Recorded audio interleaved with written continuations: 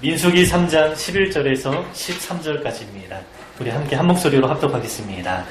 여호와께서 모세에게 말씀하여 이르시되 보라 내가 이스라엘 자손 중에서 레위인을 택하여 이스라엘 자손 중에 태를 열어 태어난 모든 자를 대신하게 하셨은즉 레위인은 내 것이라 처음 태어난 자는 다 내 것임을 내가 애굽 땅에서 그 처음 태어난 자를 다 죽이던 날에 이스라엘의 처음 태어난 자는 사람이나 짐승을 다 거룩하게 구별하였음이니 그들은 내 것이 될 것임이니이다. 나는 여호와이니라. 아멘. 요즘에 제가 그 강해 설교를 하지 않고 좀 주제 설교를 하고 있는데요. 이번 주, 다음 주까지만 주제 설교를 하고요. 2월부터는 우리가 주님의 기도를 좀 함께 나누고자 합니다. 주님의 기도는 기도의 본인 동시에 우리 신앙생활의 가장 기초가 됩니다. 그래서 우리 신앙을 다시 한번 좀 점검하고 다지는 의미에서 이제 당분간 이렇게 진행하도록 하겠습니다. 오늘과 다음 주에는 두 지파에 관한 이야기를 나눌 텐데요. 12지파 가운데 우리 성도와 아주 밀접한 두 지파가 있습니다. 레위 지파하고 유다 지파입니다. 이제 하나씩 나누도록 하겠습니다. 먼저 오늘은 레위와 레위 지파 이야기를 나누도록 하겠습니다. 여러분 잘 아시는 것처럼 그 이스라엘 지파는 12지파이죠. 야곱의 12아들로부터 지파가 형성되었습니다. 그런데요, 여러분 우리가 하나하나 세어보면 조금 이상합니다. 왜 이상하냐? 13지파가 나오기 때문입니다. 왜냐하면 한 아들이 두 지파를 형성했기 때문입니다. 그 사람이 바로 요셉입니다. 여러분 요셉 지파라고 잘 못 들어보셨죠? 제가 이 설교를 준비하면서 이제 성경 프로그램을 통해서 요셉 지파 이렇게 띄어쓰기 다 이렇게 검색을 해봤는데 3번밖에 나오지 않습니다. 요셉 지파는 없고요. 요셉의 두 아들 므낫세와 에브라임이 한 지파씩 형성한 것입니다. 이렇게 된 이유는 야곱이 요셉을 장자로 인식했기 때문입니다. 당시 장자에게는 2배의 유업을 물려주었는데 요셉이 바로 그 축복을 받게 되었습니다. 우리나라도 좀 비슷하죠. 요즘에는 법 때문에 다 똑같이 유산을 물려줘야 된다라고 하는데 전통적으로는 어떻습니까? 장자가 제사를 지내야 하는 문제도 있었고요. 또 큰아들이 동생들을 돌보라는 의미에서 유산을 대부분 물려줬다고 합니다. 이 장자가 부모의 역할을 대신하는 의미이죠. 고대 이스라엘도 마찬가지였는데요. 장자에게 더 많이 주었는데 특별히 2배를 물려주었습니다. 그런데요, 여러분, 형들이 장자가 되지 않았습니다. 요셉이 누구입니까? 11번째 아들입니다. 11번째 아들이 장자가 되었습니다. 왜냐하면 나이 많은 형들이 하나하나 탈락했기 때문인데요. 첫째 루벤은 아버지의 첩과 관계 맺는 문제로 인해서 박탈당합니다. 그리고 둘째와 셋째는 시므온과 레위인데요. 한 민족을 아주 잔인하게 사육하는 문제로 인해서 박탈당했습니다. 그리고 장자의 축복이 많이 건너뛰어서 11번째 아들이었던 요셉이 받게 되었습니다. 원래 아버지 야곱은 요셉을 특별히 좀 편애하기도 했고요. 당시 정황상 요셉이 총리가 되어서 가족을 모두 구원했기 때문에 그에게 2배로 물려줘도 사실은 이상할 것이 없습니다. 그래서 야곱은 그 두 손자를 가리켜서 내 아들이다 이렇게 말하는데 그 손자를 자기 아들로 양자로 삼은 것이죠. 그래서 므낫세하고 에브라임 지파가 형성되었습니다. 그리고 실제로 가나안에 들어갔을 때 이 두 지파가 이제 각각 땅을 분배받게 되었습니다. 이렇게 요셉 지파가 두 아들의 이름으로 나눠졌기 때문에 이스라엘 지파는 13지파입니다. 그런데 여러분 우리는 어떻게 알고 있습니까? 12지파로 알고 있죠. 그 이유가 무엇입니까? 한 지파가 빠졌기 때문인데요. 레위 지파가 하나님 앞에 송두리째 드려졌습니다. 이 지파는 땅을 기업으로 받지 못했고 12지파에 흩어져 살아가게 되었는데 그 이유는 하나님이 이들의 기업이 되신다라고 하면서 이들로 하여금 재판이나 제사나 여러 가지 영역들을 담당하게 되었습니다. 오늘은 관련된 이야기를 나누겠습니다. 우리가 레위 지파를 생각할 때 여러분 어떻습니까? 좋은 이미지가 있죠. 제사를 드리면서 영적인 사역을 감당하는 그런 지파입니다. 지금으로 말하면 지파 전체가 사역자 그룹이 된 것이죠. 그러나 레위 한 사람의 인생을 보면 결코 좋은 지파가 될 수 없는 뿌리를 가지고 있습니다. 왜냐하면 아버지 야곱이 유언할 때 레위를 가리켜서 저주했기 때문입니다. 레위는 셋째 아들인데요. 둘째 형 시므온과 함께 아주 엄청난 일을 저질렀죠. 어느 한 민족을 완전히 사륙하는 일을 주도했습니다. 그 여동생 디나가 이제 세겜 땅에 자주 구경하러 다니다가 하몰의 아들 세겜이라는 사람으로부터 성적인 폭력을 당했습니다. 그런데 그가 디나를 깊이 사랑해서 정식으로 결혼을 청하러 오죠. 이 사건으로 인해서 야곱의 모든 아들들이 심히 분노했다라고 말씀하는데 정작 아버지 야곱은 문제가 커지지 않기를 원했고 그냥 덮어두고 넘어가려고 했습니다. 그래서 성경은 야곱의 그 이야기를 듣고도 잠잠했다 이렇게 말씀하죠. 아버지의 이 무책임한 태도 때문에 아들들이 더욱더 분노하게 되었고요. 특히 둘째, 셋째였던 시므온과 레위가 계획을 짜게 됩니다. 너희가 우리 족속과 결혼하기 원한다면 남자들은 모두 다 할례를 행해야 된다라고 하면서 조건을 내걸었고요. 세계성 남자들이 할례를 행했을 때 남자들을 모두 다 잔인하게 죽이는 사건이 발생하게 되었습니다. 물론 이 사건은 처음에 그 상대방의 잘못으로부터 시작한 일이죠. 그리고 아버지 야곱의 잘못도 있습니다. 책망하고 대가를 치르게 해야 하는데 침묵하면서 덮어두려고 했던 아버지의 잘못도 있습니다. 그래서 시몬과 레위는 아버지가 해야 하는 일을 대신 행동했는데 사실은 이제 결코 덮어두고 넘어가면 안 되는 문제이죠. 그러나 더 큰 문제는 지나쳐도 너무 지나쳤다라는 것입니다. 누가 먼저 잘못했는가 이 문제를 뛰어넘을 정도로 너무 심하게 보복했습니다. 한 사람의 죄악이었기 때문에 그 한 사람에게 보복하고 책임을 지게 만들면 되는데 그 민족의 모든 남자들을 다 죽였던 것이죠. 성경의 기록을 보니까 그들의 모든 남자를 다 죽였고요. 또 재물을 다 빼앗았고 자녀와 아내들을 다 사로잡았고 다 모략했다. 이렇게 말씀합니다. 그런데 사실 고대 사회에서도 이러한 방식으로 전쟁하는 경우는 거의 없습니다. 전쟁 시작할 때 서로 이제 수차례 경고합니다. 왜 경고하냐? 경고하는 중에 항복하거나 조공을 바치면 생명을 죽이는 위험까지는 부담하지 않기 위해서 서로 경고하는 것이죠. 실제로 경고하는 중에 전쟁까지 나아가지 않는 경우들이 상당히 많이 있었습니다. 그러나 끝까지 항복하지 않았을 때 가장 마지막 단계의 전쟁을 치르고요. 아주 잔혹하게 살육하는 것입니다. 이거는 가장 마지막 단계입니다. 그런데 시므온과 레위는 굉장히 비겁했죠. 속였습니다. 모든 남자를 속여서 할례를 행하게 했고요. 모든 남자들을 다 죽였습니다. 한 사람의 문제인데 한 민족에게 지나치게 보복했던 것입니다. 그래서 이 문제 때문에 아버지 야곱이 책망하는데요. 이제 야곱의 태도도 사실 이제 문제죠. 처음부터 끝까지 자기 안전만 걱정합니다. 비겁한 모습입니다. 그러나 시므온과 레위도 크게 잘못했습니다. 그래서 아버지 야곱이 유언할 때 두 형제에 대해서는 저주하면서 유언합니다. 그 내용을 제가 잠깐 읽어보면요. 시므온과 레위는 형제요. 그들의 칼은 폭력의 도구로다. 그 노여움이 혹독하니 저주를 받을 것이요. 분기가 맹렬하니 저주를 받을 것이라. 여러분 자기 아들과 후손들을 저주하고 싶어하는 아버지가 어디 있겠습니까? 그런데 아버지 야곱은 죽을 때까지 그 사건을 마음에 두고 있었고 결국에 두 아들에게 저주를 남깁니다. 저주를 받을 것이라 저주를 받을 것이라 두 번이나 반복해서 말씀합니다.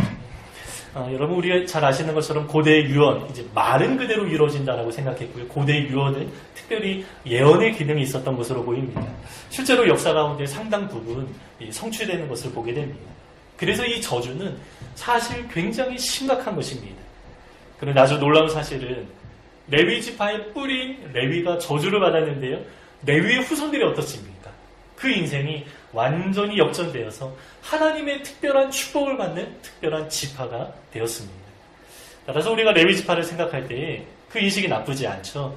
레위 지파 떠올리면 잔인하게 전쟁하는 모습이나 저주받은 지파 우리가 이렇게 이해하지 않습니다.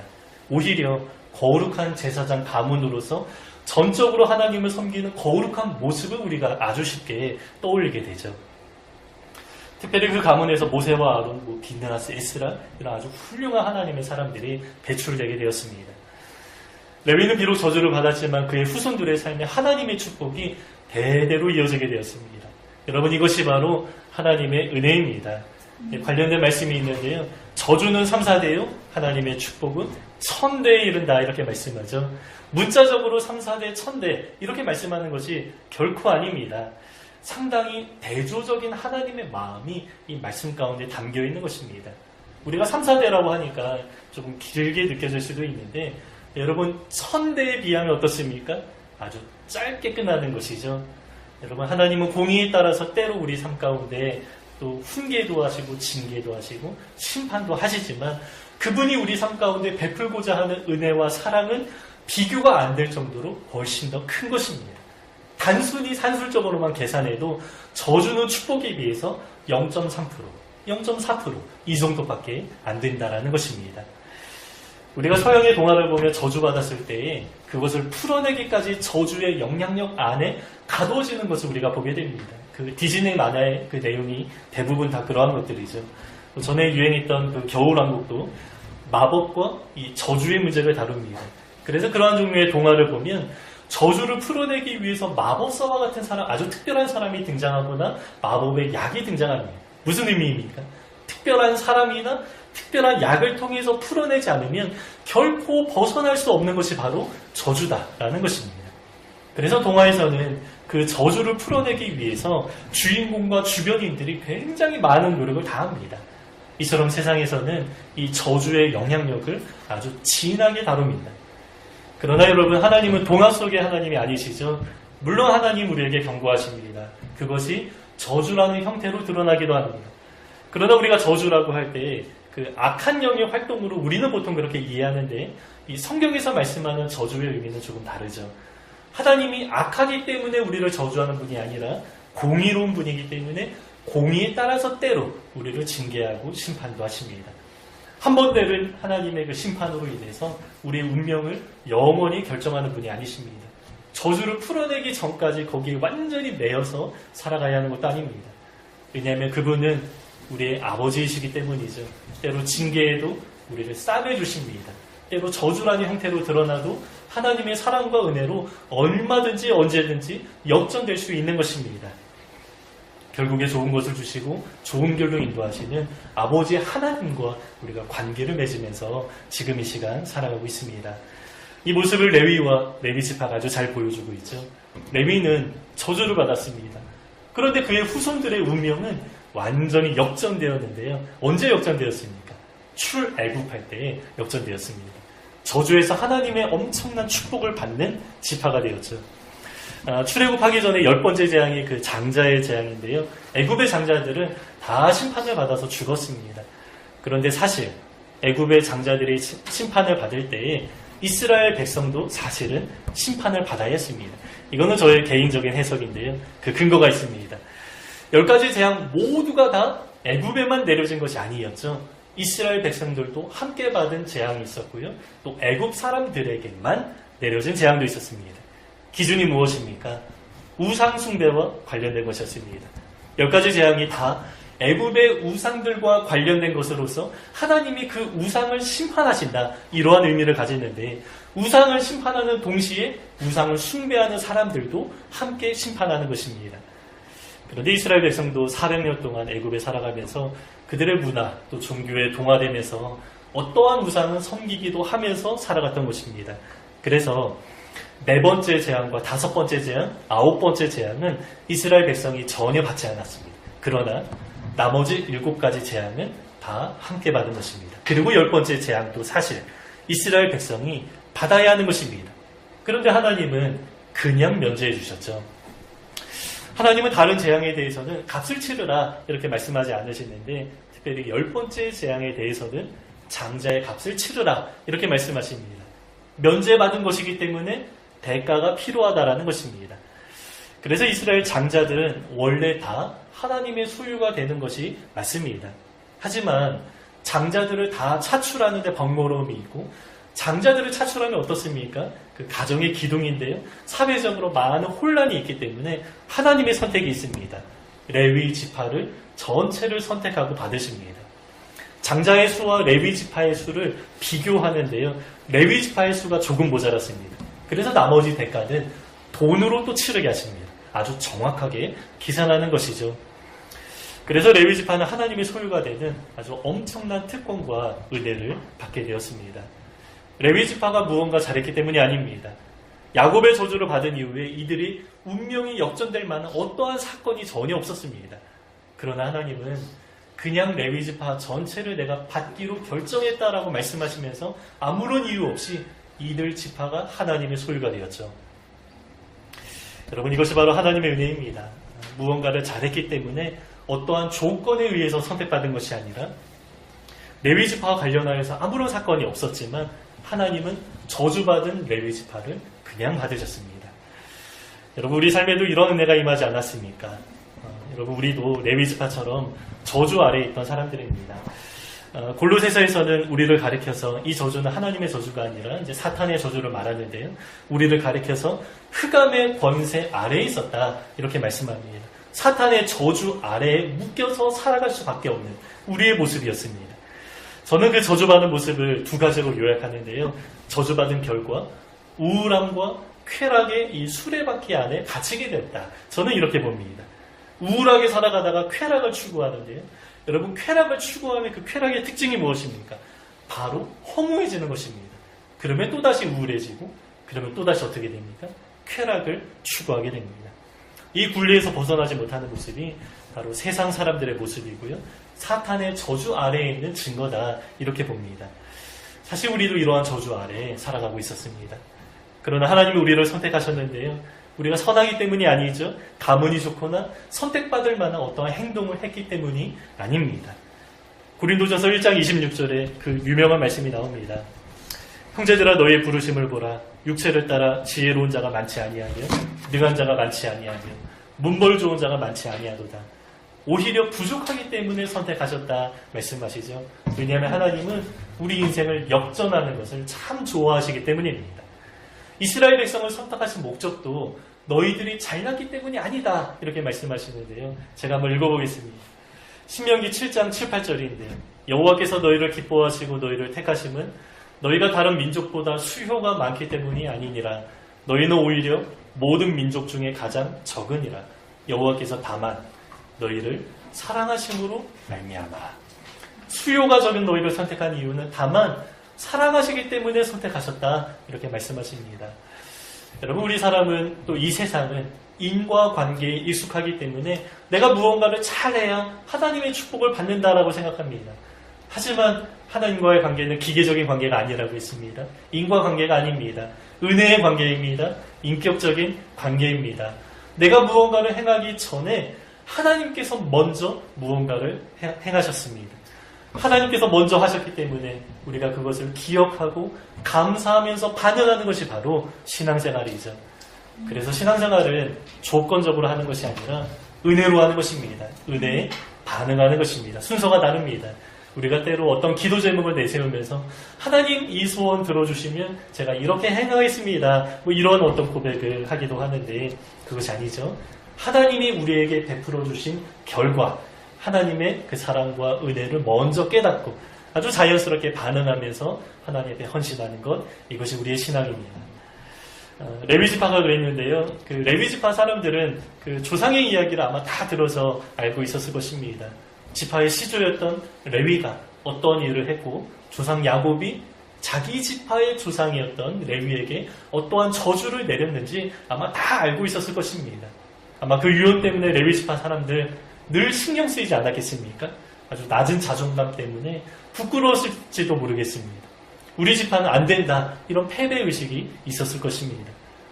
그러나 이들의 운명이 완전히 역전되었는데 하나님이 이 지파를 통째로 선택하셨을 때 아마 이들에게 아주 엄청난 은혜로 다가왔을 것입니다. 부끄럽고 수치스러운 지파였는데 모든 지파 중에서 가장 거룩하고 가장 우러러보고 부러워하는 지파로 역전된 것이죠. 그래서 이 은혜에 반응하면서 하나님 앞에 헌신하면서 살아가게 되는 것입니다. 한 번은 이러한 일이 있었는데요. 모세가 십계명 받으러 시내산에 갔다 다녀오는 길에 안에서 이제 백성들의 금송아지를 만들어서 우상을 숭배했죠. 그때 모세가 외칩니다. 누구든지 여호와의 편에 서 있는 자는 내게로 나오라. 그때 레위 지파가 모세의 편에 서게 됩니다. 그리고 각각 허리에 칼을 차고 이웃을 진멸하라라고 했을 때 그 말에 그대로 순종합니다. 모세는 이 사건을 가리켜서 오늘 너희가 헌신하게 되었다 선포합니다. 그런데 여러분, 이 사건 때문에 레위 지파가 하나님께 드려진 것이 아닙니다. 여러 정황상 이미 레위 지파는 하나님께 드려진 지파입니다. 그런데 그 사건이 일어난 후에 오늘에야 비로소 너희가 헌신하게 되었다, 이렇게 말씀하는 것이죠. 먼저 은혜 받았고요. 그 다음에 헌신하는 것입니다. 이것이 바른 순서입니다. 여러분, 하나님은 우리에게 먼저 행동하시고요. 먼저 은혜를 베풀어 주십니다. 그리고 우리는 그 하나님의 행동과 은혜에 반응하면서 살아가는 것입니다. 그러나 그 은혜를 잘 모르면 어떻게 됩니까? 이 하나님한테 잘 보이려고 노력하죠. 눈치 보면서 신앙생활 하기도 합니다. 오늘 설교의 표현으로는 저주받지 않기 위해서 혹은 하나님의 축복을 얻어내기 위해서 신앙생활 하기도 하는 것입니다. 저도 예전에 그랬습니다. 내가 뭘 잘못하면 하나님이 싫어하지 않을까? 벌받지 않을까? 늘 노심초사하면서 불안한 가운데 살아갔던 것입니다.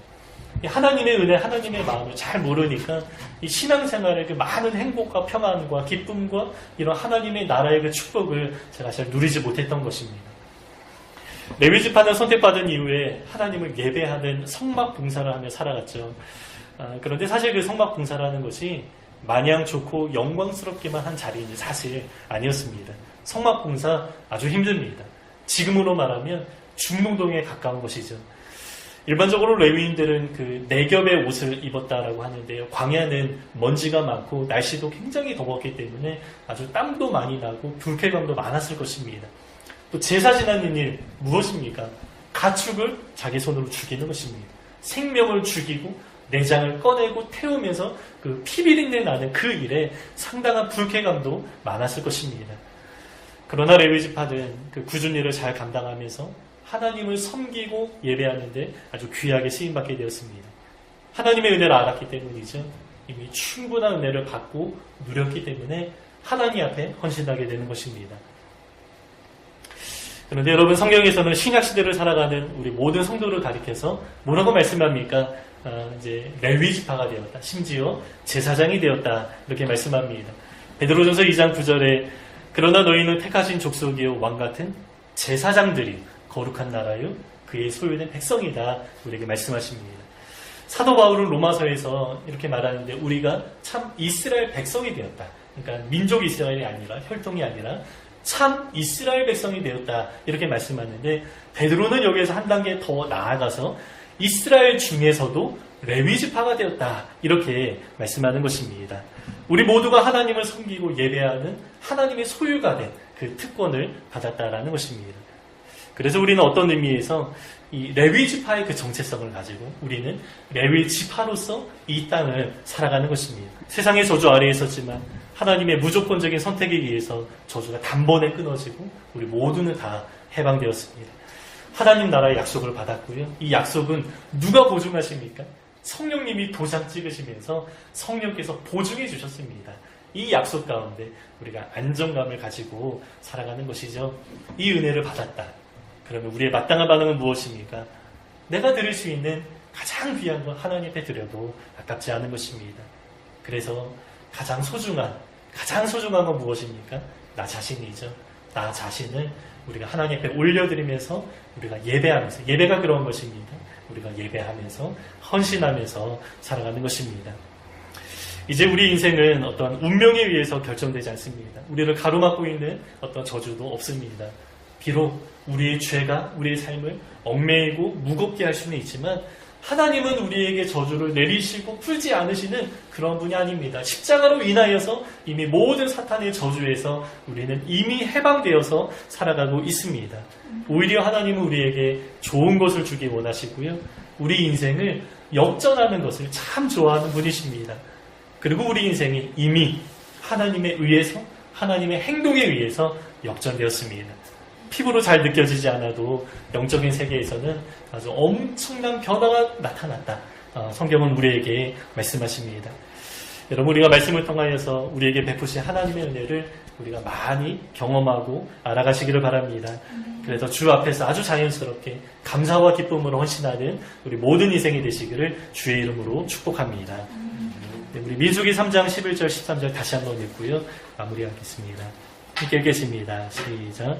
여호와께서 모세에게 말씀하여 이르시되 보라 내가 이스라엘 자손 중에서 레위인을 택하여 이스라엘 자손 중에 태를 열어 태어난 모든 자를 대신하게 하셨은지 레위인은 내 것이라 처음 태어난 자는 다 내 것임은 내가 애굽 땅에서 그 처음 태어난 자를 다 죽이던 날에 이스라엘의 처음 태어난 자는 사람이나 짐승을 다 거룩하게 구별하였음이니 그들은 내 것이 될 것입니다.